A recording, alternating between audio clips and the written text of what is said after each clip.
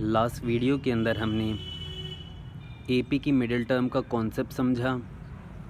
अब हम उस कॉन्सेप्ट पे बेस्ड कुछ क्वेश्चंस की प्रैक्टिस करेंगे।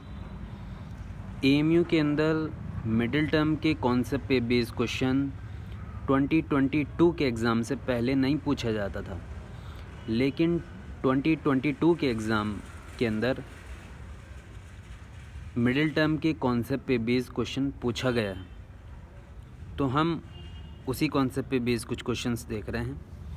यहाँ पे आपको एक सीक्वेंस दिया गया है एपी का और आपसे मिडिल टर्म पूछी है। यहाँ पे मिडिल टर्म की पोजीशन नहीं पूछी है आपसे, बल्कि मिडिल टर्म ही पूछी है, यानी मिडिल टर्म का मैग्नीट्यूड। सीक्वेंस के अंदर कोई सी भी टर्म बताने के लिए हम फॉर्मूला अप्लाई करते थे Tn is equal to a plus n minus 1 into d. तो उसके लिए हमें मिडिल टर्म की पोजीशन पता होनी चाहिए, और मिडिल टर्म किस पोजीशन पे होगी इसके लिए हमें ये पता होना चाहिए कि उस सीक्वेंस के अंदर नंबर ऑफ़ टर्म्स इवन है या ऑड। तब हम फॉर्मूला अप्लाई करके उस टर्म की पोजीशन को पता कर लेते हैं। तो देखते हैं कैसे कैसे चीज़ों को अप्लाई करते हैं। सबसे पहले सीक्वेंस में पता करते हैं कि नंबर ऑफ़ टर्म्स कितनी है। उसको पता करने का तरीका ये है Tn is equal to a plus n minus 1 into d. Tn क्या है? -62 इज़ इक्वल टू a क्या है? 10 plus n minus 1 into D. D आ जाएगा 7 माइनस 10, तो डी आ जाएगा -3। 10 को हम इधर ले जाएंगे तो ये हो जाएगा -72। 3 चूँकि मल्टीप्लाइड है तो उसको यहाँ लेकर आ जाएंगे तो ये डिवाइड में आ जाएगा। तो यहाँ से आपको मिला, माइनस से माइनस कैंसिल हो जाएगा और 3 से इसको डिवाइड करेंगे तो ये जाएगा 24 टाइम्स। तो यहाँ से आपको n मिला 25, और 25 होता है ऑड नंबर। तो आपको मिडिल टर्म की पोजीशन अगर पता करनी है तो वो होगी n प्लस 1/2, यानी मिडिल टर्म की पोजीशन होगी 25 plus 1 that is 26 divide by 2 that is 13। तो T13 जो होगी मिडिल टर्म की पोजीशन होगी, यानी 13 मिडिल टर्म की पोजीशन होगी और T13 मिडिल टर्म होगी। अब हमें T13 निकालना है, तो उसको निकालने का तरीका ये है a प्लस 12d। यहाँ पे a हमारे पास है 10, 12 एज इट इज़, d हमारे पास है -3। यहाँ से अप्लाई करेंगे तो ये आएगा -36, तो यहाँ से आ जाएगा -26। सो सी इज़ द करेक्ट ऑप्शन। अब इसी पे बेस नेक्स्ट क्वेश्चन को देखते हैं। यहाँ पे आपसे 2 मिडिल मोस्ट टर्म्स का सम पूछा गया है। तो पहले तो ये पता करते हैं इस सीक्वेंस में नंबर ऑफ़ टर्म्स कितनी है। इसको सिंप्लीफाई करेंगे तो ये आएगा 13/3, क्योंकि इसी के बेस पे हमें पोजीशन पता करेंगे। तो वही फार्मूला अप्लाई करेंगे Tn is equal to a plus n minus 1 into d. Tn है हमारे पास 13/3, a हमारे पास है -4/3 प्लस n माइनस 1, d हमारे पास है -1 प्लस 4/3। यहाँ से सिंप्लीफाई करेंगे, -4/3 प्लस n माइनस 1, यहाँ से आ जाएगा -3 प्लस 4/3। फर्दर सिंप्लीफाई करेंगे, यहाँ से आएगा 1/3 और इधर है 13/3। आप देख रहे हैं इधर सब में 3 से डिवाइड हो रहा है, तो हम इसको कैंसिल आउट कर देंगे इस टर्म को। यहाँ से फर्दर सिंप्लीफाई करेंगे,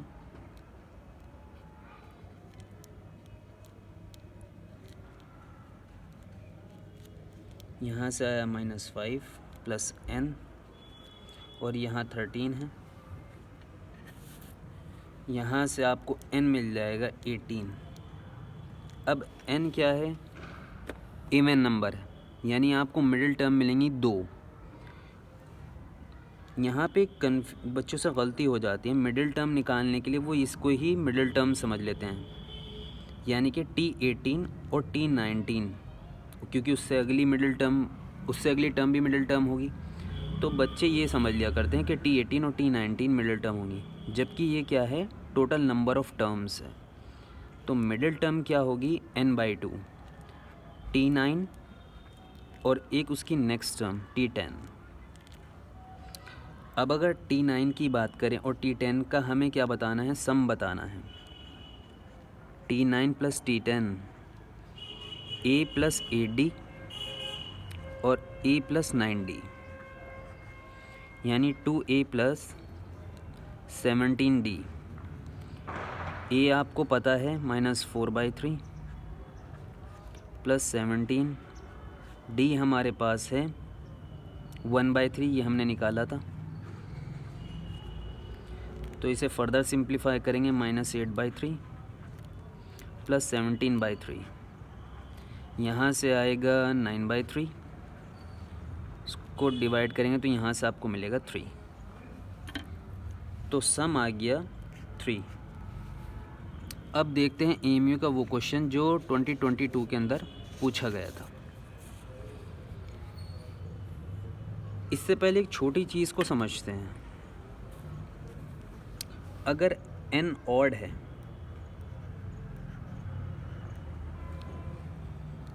तो उस सीक्वेंस के अंदर मान लीजिए ये AP की टर्म्स हैं,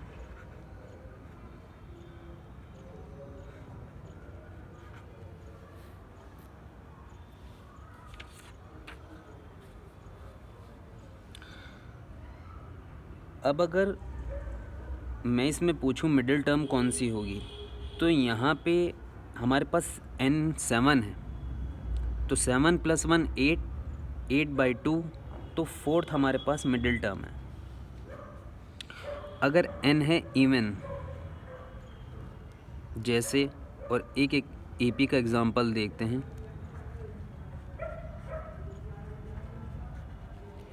अगर यहाँ पे मिडिल टर्म पूछी जाए, यहाँ पे नंबर ऑफ टर्म्स हैं 8, तो 4th और 5th ये मिडिल टर्म्स होंगी। लेकिन अगर ऑड के केस में आपसे एक से ज़्यादा मिडिल टर्म पूछ ली जाए, तो हम क्या करते हैं? मिडिल टर्म की एक लेफ़्ट वाली और एक राइट वाली। जब भी आपसे एक से ज़्यादा मिडिल टर्म पूछी जाए ऑड के केस में, नंबर ऑफ टर्म्स ऑड हों, तो वो ऑड नंबर में ही पूछी जाएंगी, यानी 3 मिडिल टर्म्स पूछी जाएंगी, या 5 मिडिल टर्म्स पूछी जाएंगी, या 7 मिडिल टर्म्स पूछी जाएंगी। तो जो हमने एग्जैक्ट मिडिल टर्म है उसके लेफ़्ट और राइट से एक एक लेते चलेंगे। अगर इसी के अंदर हमसे पूछता 5 मिडिल टर्म्स, तो हम एक और यहाँ से लेते, एक यहाँ से लेते, तो उस तरह ये हमारे पास 5 मिडिल टर्म्स हो जाती। इवन के केस में हमें 2 मिडिल टर्म मिलती हैं, लेकिन अगर 2 से ज़्यादा कभी मिडिल टर्म्स की बात हो, अभी इस पे क्वेश्चन अभी तक नहीं आया, लेकिन आ सकता है क्योंकि पिछले साल ऑड नंबर के ऊपर पूछ लिया गया है, तो इवन का इसलिए बता रहे हैं। यहाँ पे आपसे जो मिडिल टर्म्स की बात करेगा 2 से ज़्यादा, तब आपको जो आपकी पहली मिडिल टर्म है, एक टर्म आपको उधर से लेनी है और एक टर्म उस जो नेक्स्ट आपकी मिडिल टर्म है उसके आगे से लेनी है। अगर आपसे बोलता 6 मिडिल टर्म, तो आपको जो आपकी एग्जैक्ट मिडिल टर्म है उसके लेफ़्ट से 2 मिडिल टर्म लेनी है, उसके बराबर से 2 टर्म्स लेनी है, और जो आपकी सेकंड मिडिल टर्म है उसके आगे से 2 मिडिल टर्म लेनी है, तो आपके पास 6 मिडिल टर्म्स आ जाएंगे। ये तरीका है। अब इस क्वेश्चन के अंदर आपको 37 टर्म्स दी गई हैं और आपसे बोला गया है उसकी 3 मिडिल टर्म्स का सम दिया है। तो पहले तो ये समझते हैं 37 अगर मिडिल टर्म्स हैं तो मिडिल टर्म क्या होगी? मिडिल टर्म होगी 37 + 1 / 2, तो मिडिल टर्म हमें मिलेगी 19। तो 19 के एक लेफ़्ट से लेंगे, एक राइट से लेंगे, तो T19 हमारी एग्जैक्ट मिडिल टर्म है, लेकिन हमें चाहिए 3। तो एक हमारी T18 होगी और एक हमारी T20 होगी। उसने बोला है इनका सम, वो उसने दिया है 225। और आपको एक चीज़ और दी गई है, लास्ट 3 टर्म्स का सम, यानी कि टर्म्स टोटल हैं 37, तो T37, T36 और T35, उसका सम दिया है 429। अगर इसको आप इसकी वैल्यू को पुट करेंगे तो वो आएगा A + 17D, A + 18D, और 20 को करेंगे तो A + 19D, ये आएगा 225। यहाँ से इसे फर्दर सिंप्लीफाई करेंगे तो ये आएगा 3A + 54D, और यहाँ से ये आएगा 225। इसको 3 से डिवाइड करेंगे तो यहाँ से आपको मिलेगा A + 18D = 75। इसको बोल देते हैं हम इक्वेशन 1। अब इस दूसरी इन्फॉर्मेशन को सिंप्लीफाई करते हैं। यहाँ से आएगा A + 36D, A + 35D। Position के अकॉर्डिंग हम वैल्यूज़ को पुट करते जा रहे हैं। A + 34D = 429। यहाँ से इसे आप सिंप्लीफाई करेंगे तो आपको मिलेगा 3A + 105D, और ये आएगा 429। इसको भी 3 से डिवाइड करेंगे तो यहाँ से आपको मिलेगा A + 35D = 143। ये क्वेश्चन सेकंड है। अब 2 में से 1 को सब्ट्रैक्ट करेंगे तो आपको मिलेगा 17D, और 17D = मिलेगा आपको 68, यानी यहाँ से आपको D मिल जाएगा 4। हमें चूँकि सीक्वेंस बताना है, उसके लिए हमें A की भी ज़रूरत पड़ेगी, लेकिन हम देखते हैं क्या कि हमारा इस इन्फॉर्मेशन से अगर हम ऑप्शन को निकाल पाएँ। अगर किसी ऑप्शन में सिर्फ एक ही ऑप्शन में D हमारा 4 हुआ तो वही हमारा करेक्ट ऑप्शन होगा। यहाँ देखते हैं D 4 है, तो D यहाँ पे 4 नहीं है यहाँ पे, बल्कि 5 है, तो ये हमारा करेक्ट ऑप्शन नहीं हो सकता। यहाँ देख रहे हैं यहाँ D 4 है, तो यहाँ ये एक पॉसिबिलिटी है। आगे चेक करते हैं, यहाँ भी आपको D 4 मिल रहा है, यानी 2 ऑप्शन के अंदर इसको ट्राई करते हैं। यहाँ आपको D मिल रहा है 5, तो 2 ऑप्शन B और C के अंदर D मिल रहा है 4, यानी कि हमें A भी निकालना पड़ेगा। A निकालने का तरीका वही है, अगर हमारा किसी ऑप्शन एक ही ऑप्शन में D हमें 4 मिलता तो हम वही करेक्ट आंसर सेलेक्ट कर लेते हैं।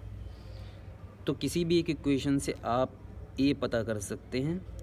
A + D की वैल्यू को उसमें पुट कर देंगे। हम इक्वेशन 1 को यूज़ कर रहे हैं, तो यहाँ से A आपका आएगा A + 72 = 75। यहाँ से A आ गया आपका 3, और 3 यानी कि फर्स्ट टर्म, तो option C is the correct answer.